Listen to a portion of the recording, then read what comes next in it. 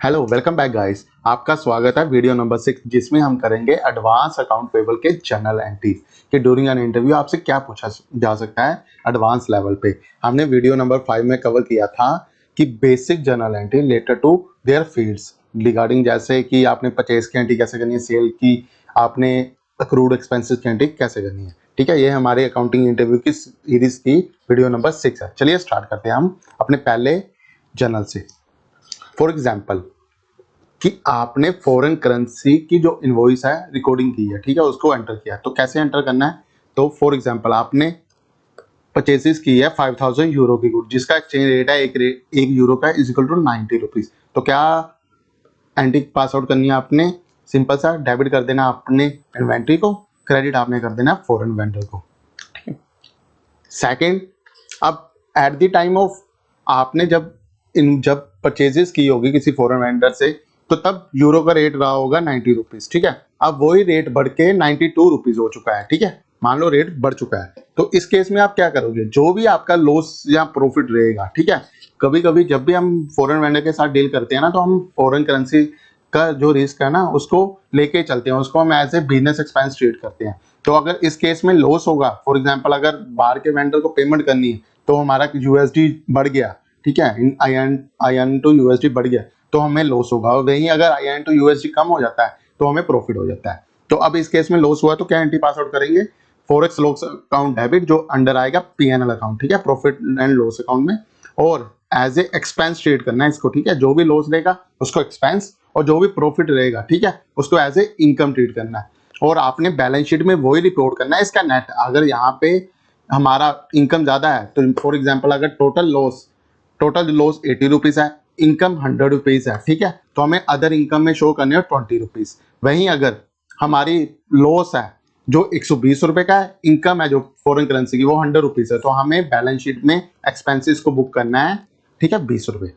ठीक है, यानी नेट नेट नेट को हमने जो नेट ब्लॉक रहेगा ना हमें हमें उसे ही पीएनएल में दिखाना है। ये नहीं है कि इसको एज ए एक्सपेंसेस में 120 रुपए दिखा देना और इसको एज ए इनकम में 100 रुपीज दिखा देना, ये गलत माना जाता है। ठीक है, और आपने फॉरेन एक्सपेंस को बुक किया, फॉरेन वेंडर को आपने क्या कर देना? क्रेडिट। तो उसको पेमेंट भी तो करनी है ना 2 रुपए एक्स्ट्रा, तो ये हो जाएगी आपकी सेकंड एंट्री। अब थर्ड, अब आपने फॉरेन वेंडर से जब भी परचेजेस करोगे आपको eight the time of custom duty पे करनी पड़ेगी। ठीक है, जब जब आप परचेज करोगे, ठीक है, परचेज के टाइम पे आपको कस्टम ड्यूटी पे करनी पड़ेगी। और custom duty in manners of, ठीक है, जब भी हम गुड्स पे करेंगे, ठीक है, हमें कस्टम ड्यूटी पे करनी पड़ती है। जैसे लास्ट इंडिगो में था, तो इंडिगो ने एक सीएचए रखा हुआ था, बकायदा एक सीएचए था, वो ही उनका जो भी कस्टम क्लियरेंस करवाता था। और इंडिगो क्या करती थी, उन्हें डेली बेसिस पे एक पेमेंट डाल देती थी कि उनका अकाउंट में सरप्लस बना दे, और वो ऑटोमेटिकली अपनी जो पेमेंट है वो करते रहे कस्टम ड्यूटी की। तो इस केसेस में हमने क्या एंट्री डालनी है? कस्टम ड्यूटी अकाउंट डेबिट, जो हमारा एक्सपेंस रहेगा under PNL account. Freight charges रहते हैं क्योंकि फ्रेट चार्जेस अलग से कैलकुलेट होते हैं, क्या नाम है, कस्टम। किसी ने भी बिल ऑफ एंट्री का काम कर रखा होगा ना, तो उसे पता होगा कि फ्रेट्स की कैलकुलेशन अलग से रहती है। डेबिट अंडर वो भी same as expensive penal account, और क्रेडिट कर देना अपने अपने जो आपका सीएचए रहता है, यानी जो भी कस्टम एजेंट रहता है ना, उसे आपने क्या कर देना है? क्रेडिट। ठीक है, अब तब आप पेमेंट किसे करोगे? आप सीएचए को तो पेमेंट करोगे ना। ठीक है, तो क्या अकाउंट मारोगे? एपी, जो भी आपका सीएचए एजेंट रहेगा उसका नाम, account debit to bank account. Payment ऐसे करोगे ना। फॉर एग्जांपल उसने यहाँ पे मेरे को 45,000 का बिल दिया, तो बैंक के थ्रू ऐसे ही पेमेंट करूंगा ना इसको, 45K। समझ लगी आपको? ठीक है, अब नेक्स्ट बढ़ते हैं आगे। Inter company payables. ठीक है, इंटर कंपनी पेबल्स मीन्स कि या तो वो ग्रुप कंपनी उसकी बात कर रहा है, ठीक है, ठीक है, या रिलेटिव कंपनी की बात कर रहा है, ठीक है, जिसमें एक शेयर होल्डर दूसरी किसी कंपनी में शेयर होल्डर, अगर उन्होंने कंबाइन कोई खर्चा कर रखा है, ठीक है, बट उसके जो एक्सपेंसेस हैं वो अलग अलग ट्रीट होंगे, और उसकी जो डिवाइड होगा पेबल अमाउंट वो दोनों कंपनी में डिवाइड होगा। तो कैसे उसको एज एक्सपेंस ट्रीट भी करना, क्योंकि जब आप पेमेंट करोगे तो ये तो है नहीं कि आपने पेमेंट कर दी उसके अगेंस्ट में एक्सपेंस नहीं। एक्सपेंसेस को क्या करोगे आप? डेबिट। क्रेडिट क्या कर दोगे? आपके जो भी इंटर कंपनी पेबल आती है उसको कर दोगे। ठीक है, next, year end accrual. Year end accrual means कि साल के एंड में जो भी अक्रूरल की एक्सपेंसेस आपने बुक करनी है वो कैसे, जैसे इसको ऐसे प्रोविजन भी कह सकते हैं, अक्रूरल, प्रोविजन, अक्रूड एक्सपेंसेस। डेबिट कर देना अपने लीगल एक्सपेंसेस को, क्रेडिट किसे कर देना आपको, अक्रूड लायबिलिटीज को। क्योंकि ये एंड में कंपनी क्या करती है, बड़े बड़े जो अपने एडवोकेट, आपने सुना होगा अभी एआईएन और एक मोह करके यूट्यूबर है एक, दोनों के बीच में काफी लीगल वॉर चल रही है। उसने कोई एक एएनआई की वीडियो क्लिप अपने यूट्यूब वीडियोस में डाल दी और एएनआई ने उसे 50 लाख का डी फेम जो नोटिस भेजा है, यानी कहते हैं उसे कॉपीराइट नोटिस भेजा हुआ है। तो वो उस केस में क्या होता है कि आपने एक लीगल टाइम हायर कर दी जिसका ईयरली बेसिस पे बिल आना है, कितना बिल फिक्स है, बट वो बिल आता है नेक्स्ट ईयर की स्टार्टिंग में। तो उसकी एंट्री क्या पास आउट करनी है, अपने लीगल एक्सपेंसेस को डेबिट कर देना और अक्रूड लायबिलिटी में ले देना। जब अक्रूड लायबिलिटी एक्चुअल बिल आ जाएगा तो अक्रूड लायबिलिटी को डेबिट कर देना और क्रेडिट कर देना अपने एपी। ठीक है, अब यही केस यहाँ पे हमने सबसे पहले बुक किया, लीगल एक्सपेंस अक्रूड लायबिलिटी को क्रेडिट कर दिया। अब हमने क्या किया, अक्रूड लायबिलिटीज को क्या डेबिट किया, अक्रूड लायबिलिटी नील हो गई। जब एक्चुअली बिल आया उसको बुक कर दिया हमने। ठीक है, क्रेडिट किसे कर दिया, हमें एक्चुअल जो हमारा एडवोकेट है, क्योंकि लीगल की खर्चे तो वही देख रहा है ना। अब नेक्स्ट मूव करते हैं परचेसेस विद जीएसटी। जीएसटी के थ्रू जब भी आपने परचेस की एंट्री पास आउट करनी है एंड ड्यूरिंग एन इंटरव्यू आपसे पूछा जाए कि एक परचेस की एंट्री पास आउट करें जिसमें जीएसटी लगता है, तो क्या एंट्री रहनी चाहिए आपकी। यहाँ पे एक एग्जांपल है, good purchases 1 lakh plus 80% tax. Debit कर देना अपने परचेसेस अकाउंट को, यानी इन्वेंट्री अकाउंट को। डेबिट आपने कर देना आपने इनपुट को, इसमें से आप क्लासिफाई कर सकते हैं इसको आईजीएसटी में, सीजीएसटी में और एचजीएसटी और यूटीजीएसटी में। ठीक है, ठीक है, ये इसको आपने ऐसे डिवाइड करते चलना है। ठीक है, ये था 7th नंबर। चलिए अब आगे बढ़ते हैं। फॉर एग्जांपल आपने टीडीएस की कैलकुलेशन सीखनी है, टीडीएस की कोई जनरल एंट्री पास आउट करनी, तो सिंपल सा है, इस एग्जांपल के थ्रू आपको काफी समझ में आ जाएगा। TDS on contractor payment. ठीक है, फॉर एग्जांपल आपने कोई पेमेंट करी है, पेमेंट टू कॉन्ट्रैक्टर 1 लाख, जिसमें 10% का टीडीएस लगा है। ठीक है, हालांकि टीडीएस का कॉन्ट्रैक्टर को रेट 2% है, अगर वो कंपनी है, अगर वही अगर 1% है इन केस ऑफ इंडिविजुअल। अभी 10% का एग्जाम्पल समझते ताकि हमें अंडरस्टैंडिंग दे। कॉन्ट्रैक्ट एक्सपेंसेस को क्या करना है, जो भी आपके कॉन्ट्रैक्टर के एक्सपेंसेस हैं उनको डेबिट, जो भी एक्सपेंसिव रखा है जिनके थ्रू हम कॉन्ट्रैक्ट की वर्किंग करवा रहे हैं, जिस जो भी हमारा कॉन्ट्रैक्टर है जिस हिसाब से उस हमारा काम करा वो एक्सपेंसेस को क्या करना है, डेबिट। क्रेडिट कर देना आपने टीडीएस पेबल। ठीक है, कोशिश करनी है हमें जो भी टीडीएस पेबल दिखाना है एज पर सेक्शन दिखाना। यहाँ पे अगर कॉन्ट्रैक्टर है तो 94C रहेगा। क्रेडिट क्या कर देना अपने अपने कॉन्ट्रैक्टर को। अब जब कॉन्ट्रैक्टर को पेमेंट जाएगी तो ऑटोमेटिकली ये क्या हो जाएगा, डेबिट, और इसको टू बैंक करके आपने बैंक को क्रेडिट कर देना है। ठीक है, और वहीं अगर मैं बात करूं कि आपने एडवांसेस दिया है अपने वेंडर को, ठीक है, तो एक चीज का बिल्कुल माइंड में रखना है कि एडवांसेस पे टीडीएस करता है वट एवर इज अर्लियर। अगर ये टीडीएस का एक रूल हमेशा याद कर लो, वट एवर इज अर्लियर। अब ये अर्लियर में क्या आएगा, यहाँ तो इनवॉइस पहले आया हो अब बाद में पेमेंट कर दो। ठीक है, टीडीएस किस पे कैलकुलेट है, यहाँ पेमेंट पहले हो। ठीक है, इन दोनों में से जो चीज पहले होगी उस पर टीडीएस कैलकुलेट हो जाएगा। फॉर एग्जांपल अगर आपने वेंडर को पेमेंट की 50,000, ठीक है, उस पर उसने क्या किया, 2% टीडीएस काट के, ठीक है, उसका टीडीएस काट लिया और बैंक के थ्रू उसको 4900 ट्रांसफर कर दिए। ठीक है, ये थी एडवांस पे टीडीएस। अब जब टीडीएस की वर्किंग करेंगे तो ऑटोमेटिकली आ जाएगी कि मंथ एंड में हमने इसको टीडीएस काट रखा है और उसको पे करवाना है गवर्नमेंट को। अब 10th नंबर, एडजस्टिंग एडवांसेस। कि फॉर एग्जांपल आपने किसी को एडवांस दे रखा था, मान लो मैंने यहाँ पे कंडीशन, इस कंडीशन को बी रख लेता हूँ, कंडीशन नंबर ए, किसी अकाउंट्स पेबल को मैंने किसी मेरे एक वेंडर को मैंने एडवांस पेमेंट करी, तो क्या एंट्री पास आउट की थी, वेंडर अकाउंट डेबिट, ठीक है, 50,000 से टू बैंक अकाउंट, यही एंट्री पास आउट की होगी ना मैंने, 50,000। अब मेरे को उससे एक्चुअल बिल रिसीव होगा, ये थी लास्ट मंथ की बात। और नेक्स्ट मंथ में क्या किया, या कमिंग मंथ या जो ऑनगोइंग मंथ है उसमें क्या किया, उसने मेरे को जो पेमेंट कर रखी है उसके अगेंस्ट में परचेसेस दी थी। अब क्या एंट्री पास आउट करूंगा, एक्सपेंसेस और इन्वेंट्री अकाउंट डेबिट, क्रेडिट क्या कर दूंगा, वेंडर को। ठीक है, वेंडर भी नील हो जाएगा, बैंक से पेमेंट भी चली जाएगी और मेरा एक्सपेंस या परचेसेस जो भी रहेंगी उसकी ट्रीटमेंट भी हो जाएगी। ठीक है, ये थे 10 इंपॉर्टेंट क्वेश्चन। अब जो मैं आपके लिए आगे नेक्स्ट 10 करेंगे ना, वो होंगे इससे भी अपर लेवल के एडवांस क्वेश्चन। ठीक है, जिसको वीडियो अच्छी लग रही है प्लीज लाइक करें और कमेंट करें, क्योंकि आपके कमेंट मेरे को मोटिवेट करते हैं। ठीक है, चलिए अब बढ़ते हैं हम नेक्स्ट 11th पे। अब वेंडर रिबेट। ठीक है, फॉर एग्जांपल वेंडर ने हमें 5,000 का डिस्काउंट दे दिया कि आप अच्छे पेमेंट, आपकी रेगुलर पेमेंट आ रही है या आप सीडी कर रहे हो, एडवांस पेमेंट कर रहे हो, ठीक है, उसके अगेंस्ट में आपको कोई रिबेट दे दी तो आप क्या एंटी पास आउट करोगे, ठीक है। अकाउंट्स पेबल अकाउंट डेबिट, ठीक है, क्रेडिट क्या कर दोगे अपनी इनकम, क्योंकि आपको डिस्काउंट रिसीव हुआ। एक चीज का अकाउंटिंग में बिल्कुल ध्यान रखना, काफी यानी कंफ्यूज होते हैं। जब जब आपको एज ए कंपनी, मैं एज ए इंडिविजुअल बात कर रहा हूँ, as a individual as a company, ठीक है, जब जब आप अपने आप को इमेजिन कर लेना कि जब जब आपको, ठीक है, डिस्काउंट रिसीव हो तो वो क्या रहेगी आपके लिए, इनकम।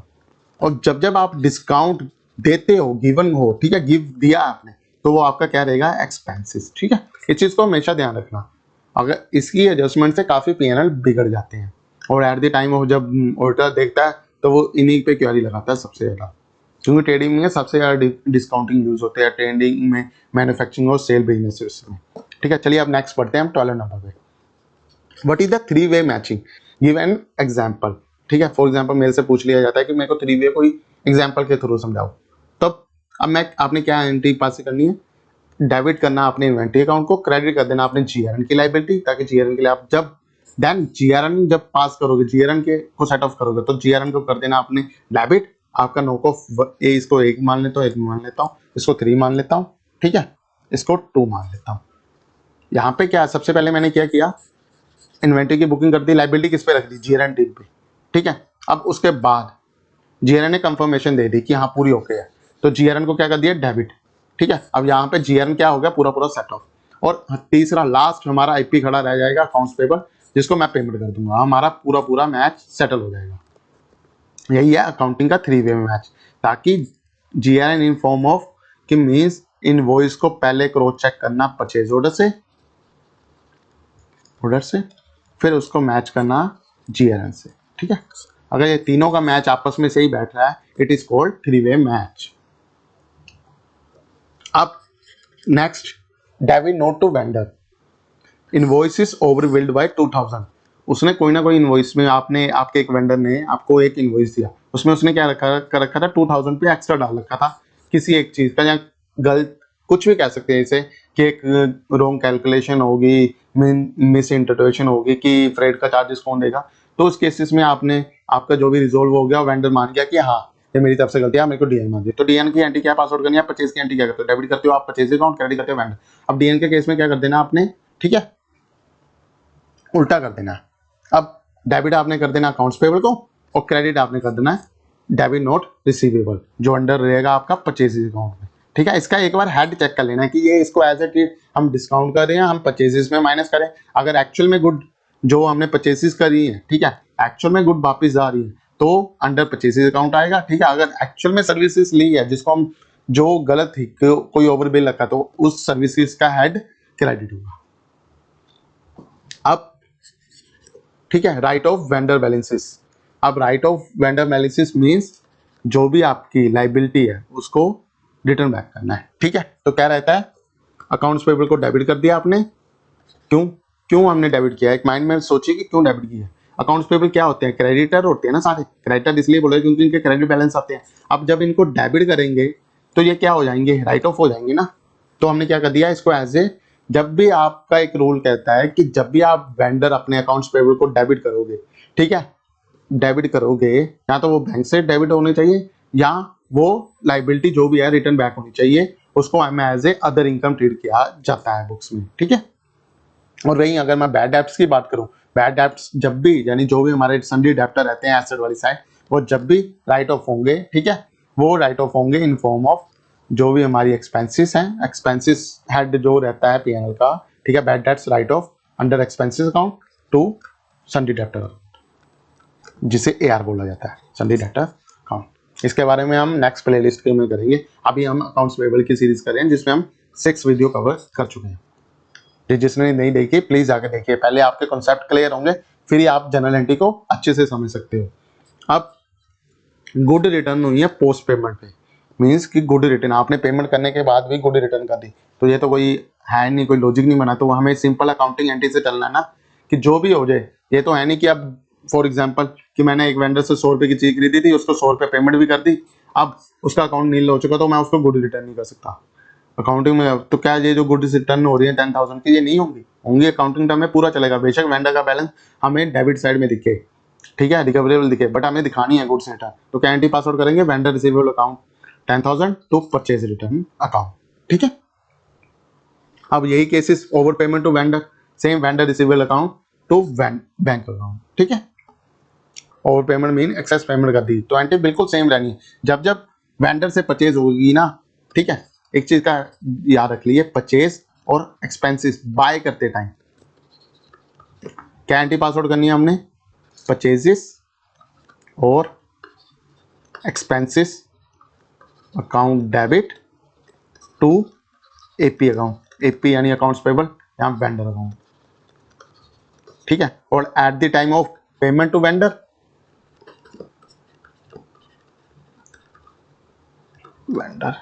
तो क्या एंट्री पासवर्ड करनी है, AP account debit to bank account, ठीक है। यहाँ पे ओवर पेमेंट हुई है तो सिंपल पेमेंट, हमें पहले कंसेप्ट पता करना है एंट्री पासवर्ड करने से, ठीक है। नेक्स्ट है जीएल कोड करेक्शन, ठीक है। अब जीएल कोड मीन्स कि जनरल लेजर का जो कोड है वो रॉन्गली सिलेक्ट हो गया। फॉर एग्जांपल मैंने एक वेंडर से परचेजेस कर रखे थे प्रिंटिंग एंड स्टेशनरी, बट वो एक्चुअल में प्रिंटिंग एंड स्टेशनरी नहीं थे, वो ऑफिस एक्सपेंस थे, ऑफिस से रिलेटेड एक्सपेंसेस थे।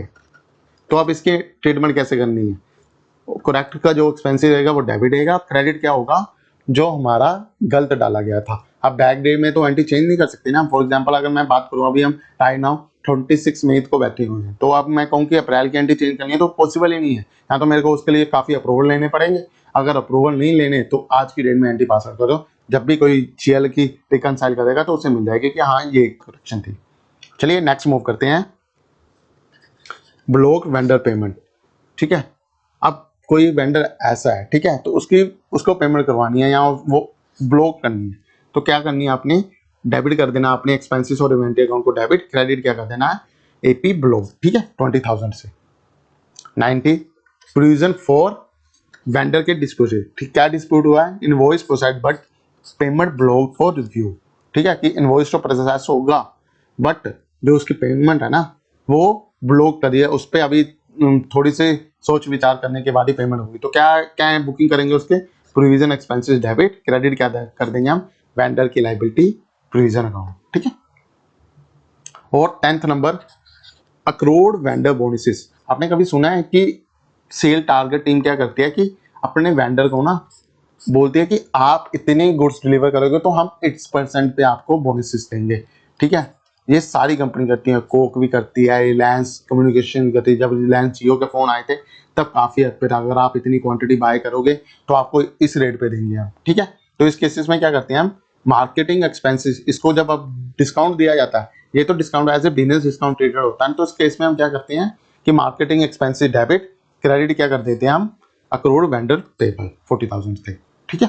ये थी अकाउंट्स पेबल के 20 advance level of journal entry जो इंटरव्यू में आपसे पूछी जाती है, ठीक है। अगर आपको वीडियो अच्छी लगी हो प्लीज वीडियो को लाइक करें, शेयर करें और चैनल को सब्सक्राइब करें। Thanks for watching.